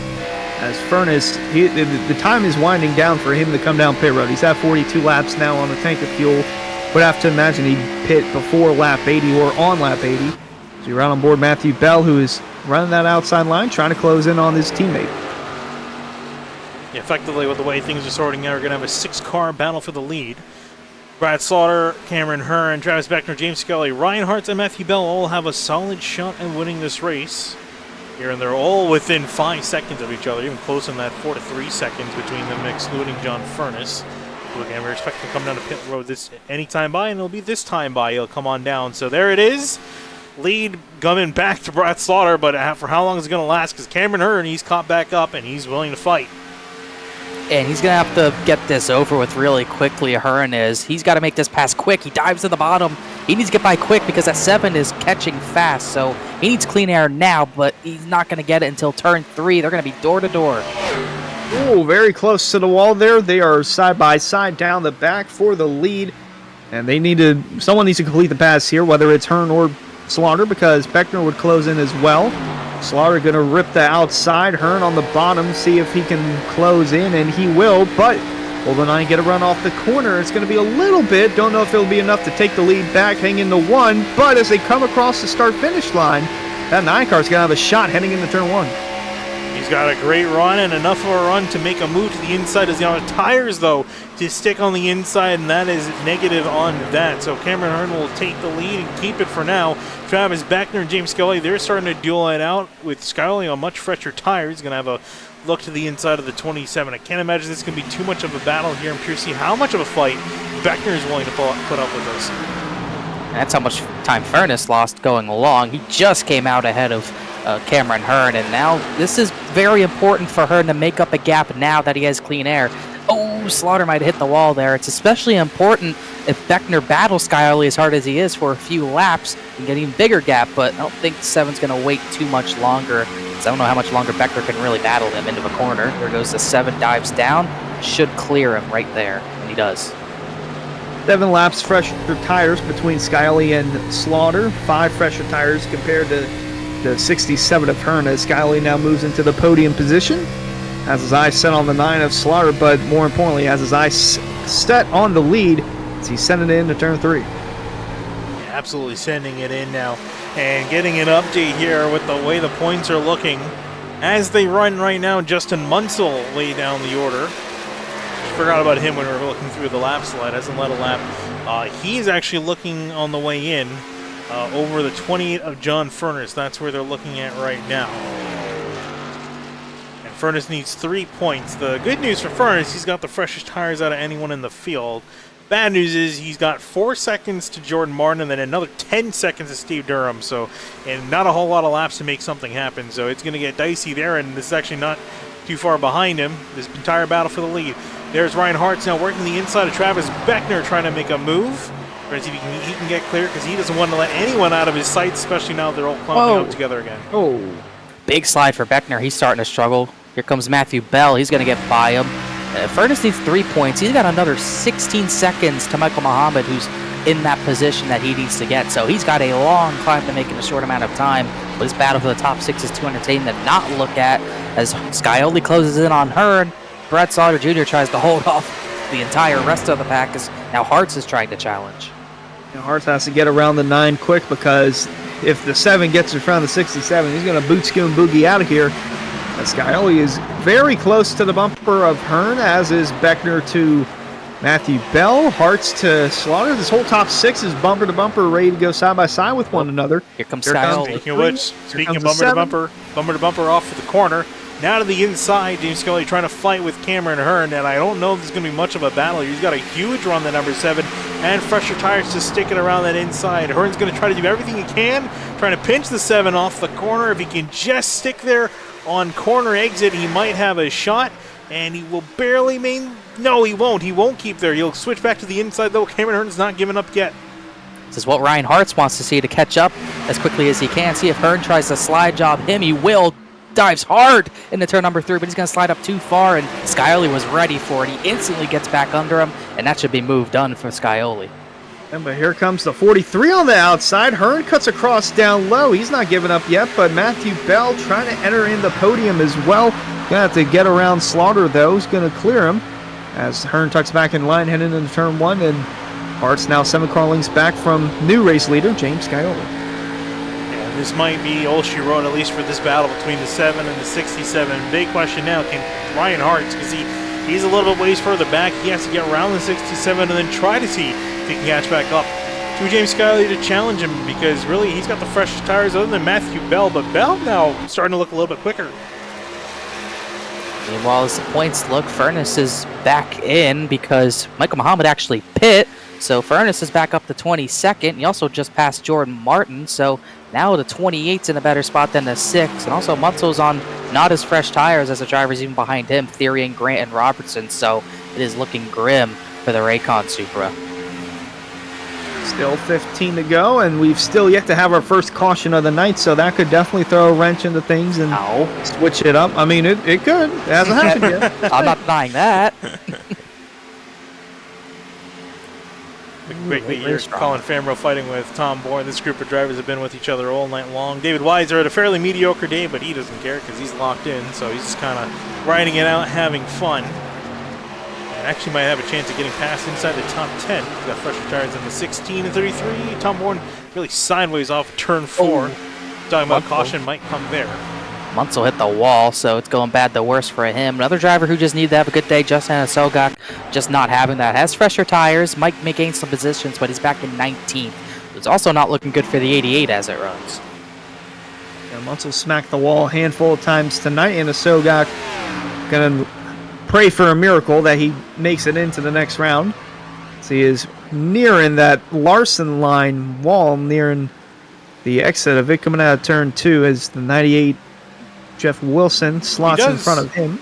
He does have fresher tires than Wilson, so I think this should be a quick pass. Then there's Casey Laconis up ahead in 17th. Laconis is trying to work his way up through the order. He's got to get through Nick Silver, Bryce Senizak, Garrett Corrando, the next few drivers he's going to be battling. If David Weishart goes to the inside of Tom Bourne, and Weishart will get through past the 16 this time by. And checking up back with the leaders.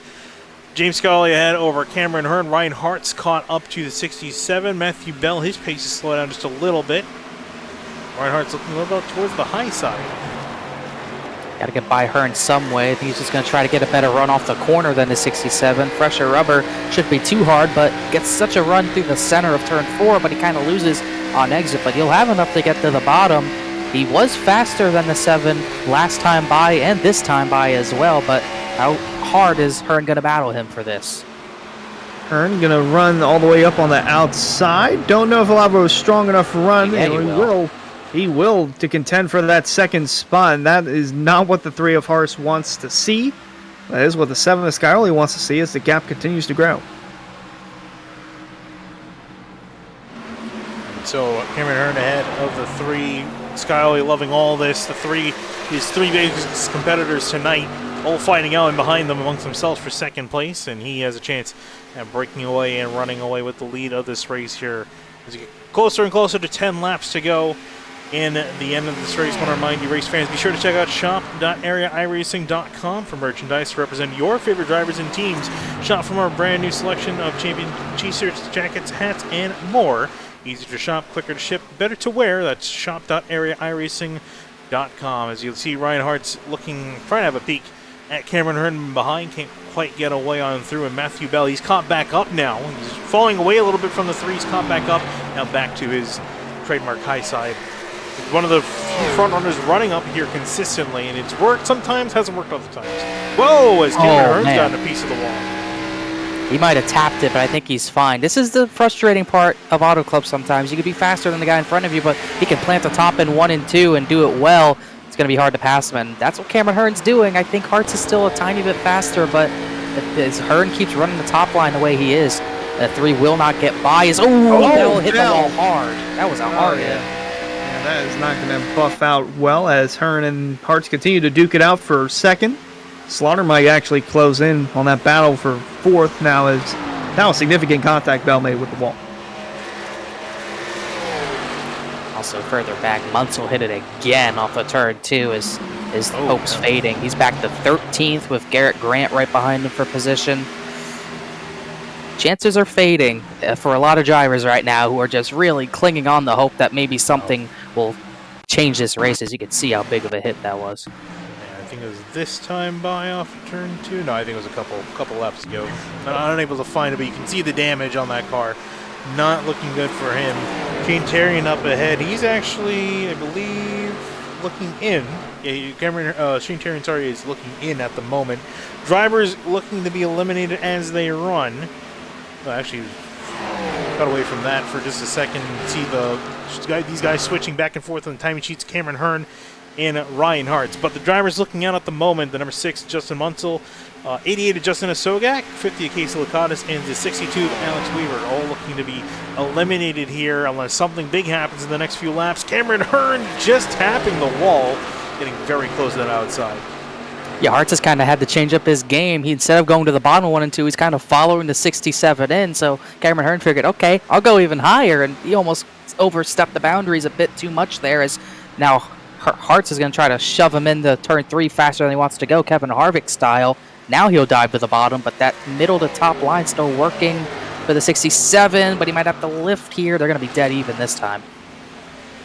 And these two are, for now, they're on the outside looking in, so they don't know what their point situation is looking like. They just know that if I'm in front of this guy, I might make the difference between making it or not making it, but for now, it seems like they're doing okay as they got 7 laps to go. Hearn not giving up on that outside just yet. Yeah, and I think that's exactly where you're going to see these guys fight a little bit harder than you may normally see them. You might be thinking, why don't they just try to, not fight with each other, try to catch the 7? Well, the thing is, these guys are, like you mentioned, they're on the outside looking in, and at the moment, they're both making their way on through, but they don't know, and even we don't really know exactly how tight the points are, so every point can matter, and when you're fighting up here for a position, they're going to fight pretty hard with it. They don't want to just let one driver go ahead and then not have a chance to fight back. So 67 versus the 3. Here for second place, his battle looking pretty strong. Matthew Bell looks like he's falling off. Brad Slaughter is starting to pick up pace, and he's done a fantastic job managing his tires. He's, again, one of the earliest guys to pit. He has 37 laps on his tires. And while for second, Hartz is finally going to get clear of the 67. Just drove it hard into turn 1, was able to clear high. We'll see if Hearn wants to fight back to the bottom. Definitely will. Coming to 5 to go, might as well. As he see if he wants to try a slide job. He'll dive to the bottom. Not going to have enough to clear. This might be all Hartz need to take the spot for good. As Hearn tries to fight it off, just can't do it. But damage has already been done. Hartz a long shot to get to the 7 at this point, but he will clear for second. They come across the stripe, 5 to go now for the field as Skyly continues to lead, but back and forth it's been Matthew Bell getting closer to that wall, trying to not have a moment in turn 2 again, trying to fend off Brad Slaughter for that 4th spot. Looked a little bit loose off. Oh my goodness, Beckner almost spun it off of turn 2. I had to yell about that. He is pushing the limits of that right rear. That was incredible. Whoa. Right on board with the 27. Well, you can see from the grandstand camera that he was really excited. Wow, look at that. Oh, man. Step your foot in and turn right and hang on to it. Beckner saved that. That could have been the caution right there.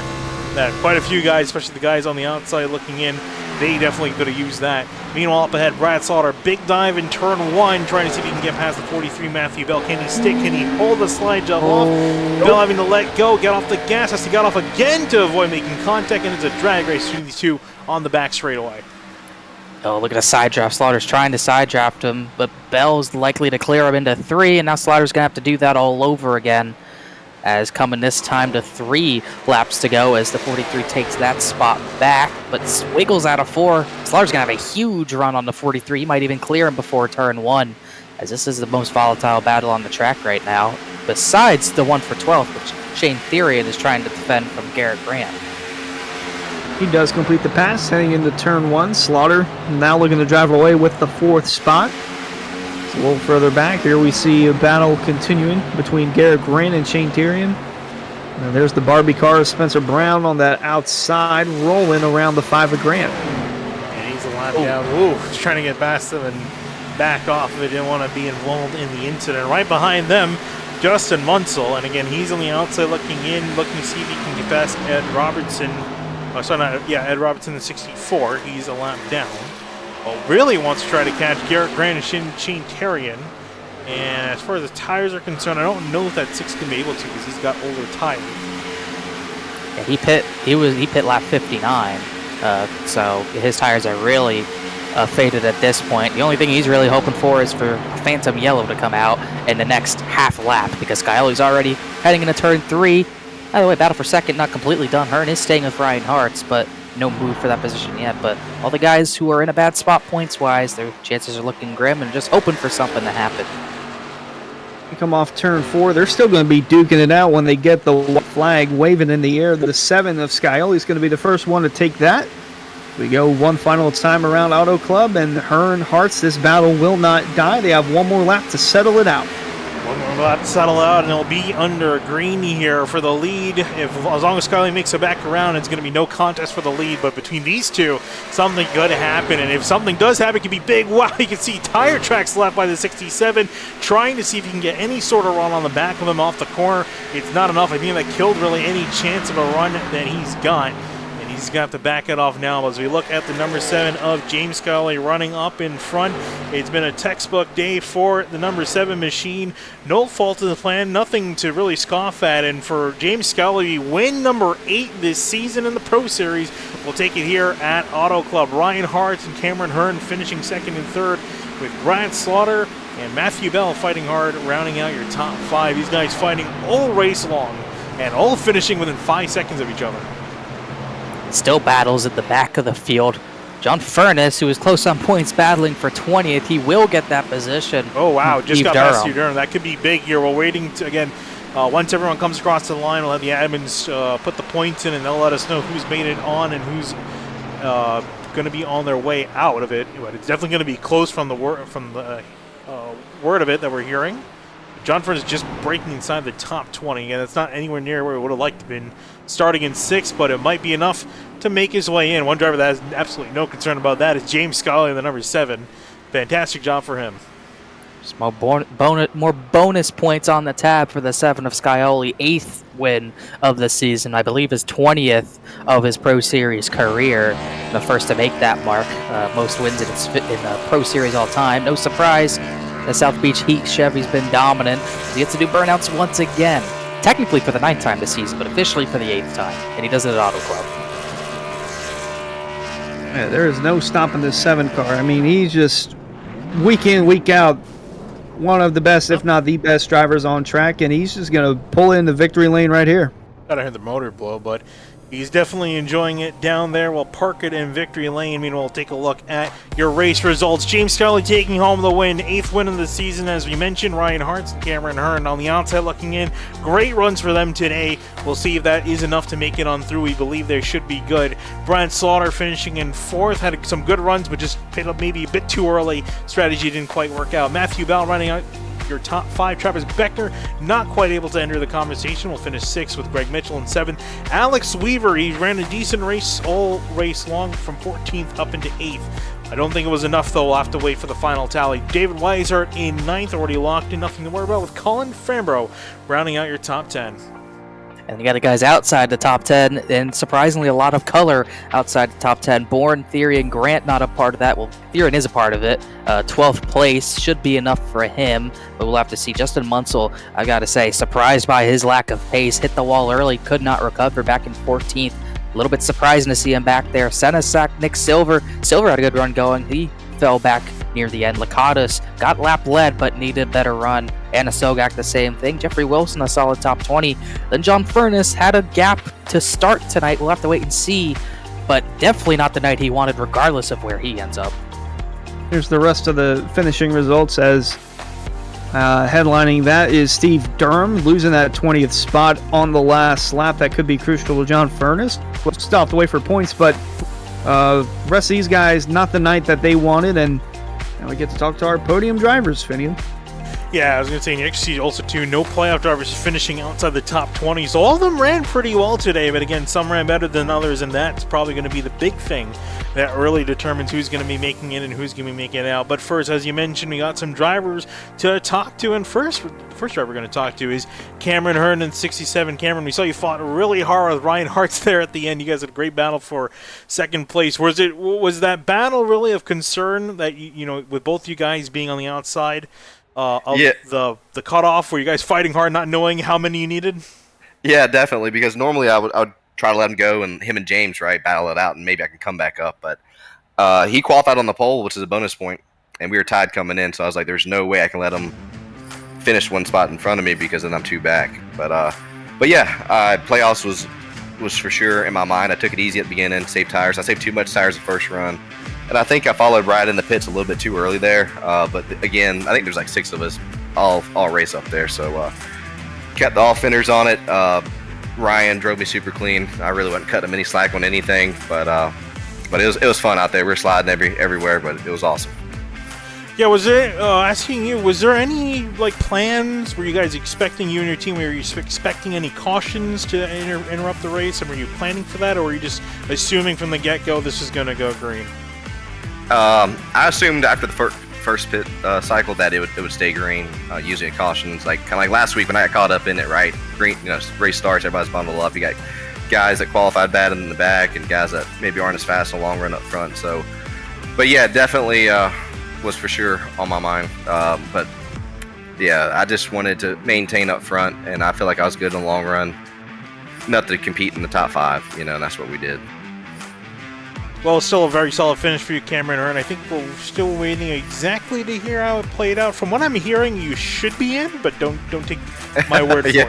Yeah, I think I'm in, but I don't know for sure yet. But if I'm not in, it's been a great season of up and downs. Congrats to guys that do make it in, but hopefully I made it in. I try to drive smarter than I normally do. Well, congrats on your 3rd place finish, Cameron. I appreciate it. Thank you. All right, with that, we're going to be moving on to our 2nd place finisher, Ryan Hartz. Ryan, we were just talking with Cameron, and he mentioned how, I was asking him how you guys were fighting really hard for that spot. I assume that's also because you're in the outside looking in. That's why you're fighting so hard for that position. But just kind of walk us through your whole race. We saw you get so close to James Scully a couple of times, but weren't quite able to stay ahead of him for long periods of time. Yeah, that was a great battle with Cam. Me and him always race really well. I almost made a mistake and took us both out. You guys probably saw it. It was in 3 and 4. I think I just washed up into him, and that was obviously my fault. So other than that, me and him raced really well, same as every week. And to be honest, I wasn't even worried about losing to James. I know I want to beat him, but I was just focused on trying to make it to the next round. And as far as I know right now, I've been told by a teammate I am in. So if everything works out, I'm really thankful for the run we had tonight. And thanks to Matt Bell and Alex Weaver and everybody on IRLC, because we put in a lot of practice, and I was stressing all day, thinking about I'm probably not going to make it. I got to finish this spot's ahead. I'm not ahead of this guy.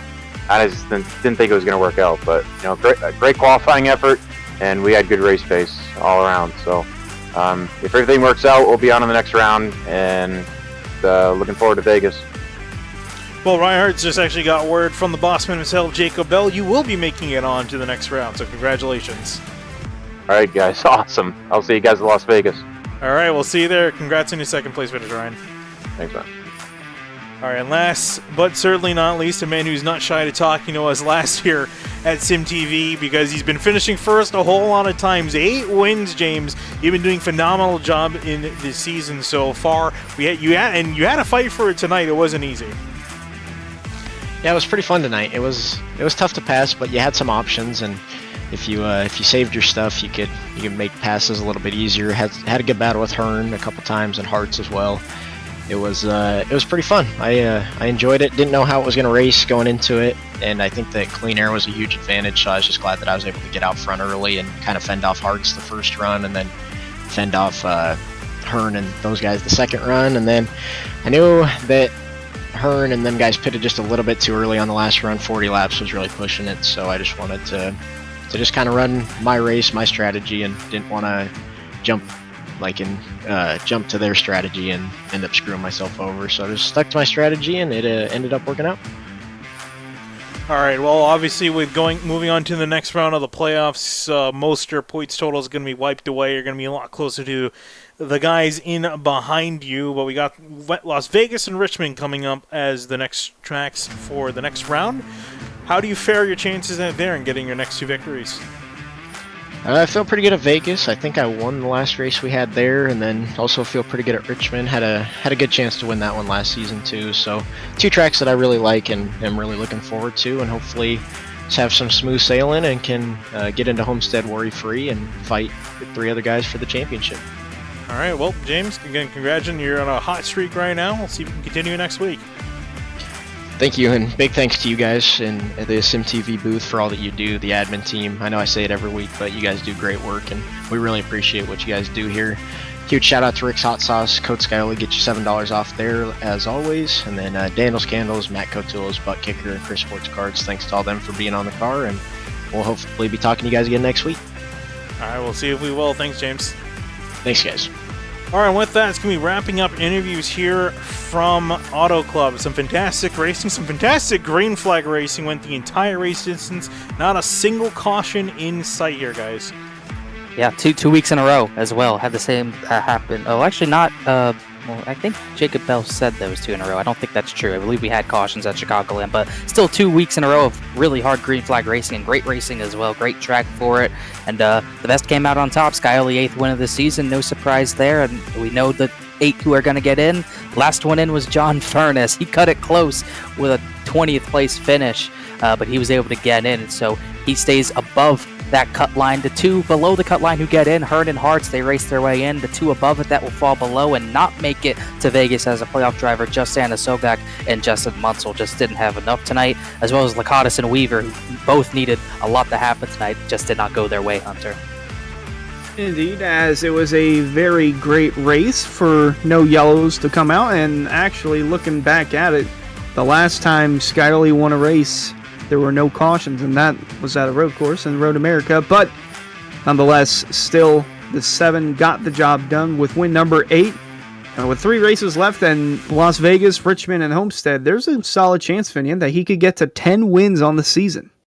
Oh, there is a very solid chance he can get to 10 wins in the season, and we'll see if he can pull it off. But for tonight here, that's going to be all. The next round of playoffs will move on. The entire circus of the area series, all 3 of them will be heading to Las Vegas next week. Monday will be Cup, Tuesday the Trucks, and then again the Pro Series next week on Thursday night. But tonight, my name is Finny Kuna here with Connor Horn and Hunter Sleppy. We'll be signing out here from the area Florida State Builders Pro Series. Thank you for watching.